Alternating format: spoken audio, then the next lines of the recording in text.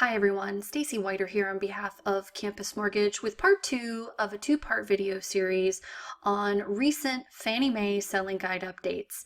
Now just a quick reminder before we get started, this video is for informational purposes only and should not be considered legal advice or used in place of Fannie Mae guidelines. Also, this video was issued on January 2nd, 2018, and the information contained in this video is subject to change without notice. So we've already discussed one of the key updates in this announcement, which was the underwriting borrowers with frozen credit. Now let's take a look at a few more. Premium pricing. So the definition of premium pricing has been added to the Fannie Mae glossary. However, the following clarifications were made. A lender credit cannot be used to fund any portion of the borrower's down payment or reserves and should not exceed the amount needed to offset the borrower's closing costs.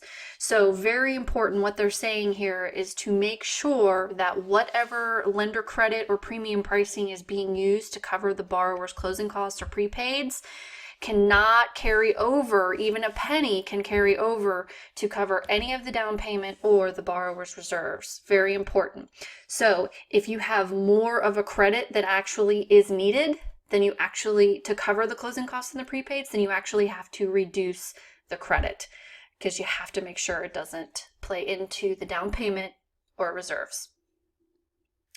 Now, a lender credit derived from premium pricing is not considered an interested party contribution. Community seconds used to provide down payment assistance may not be funded in any way through the first lien mortgage, such as through premium pricing.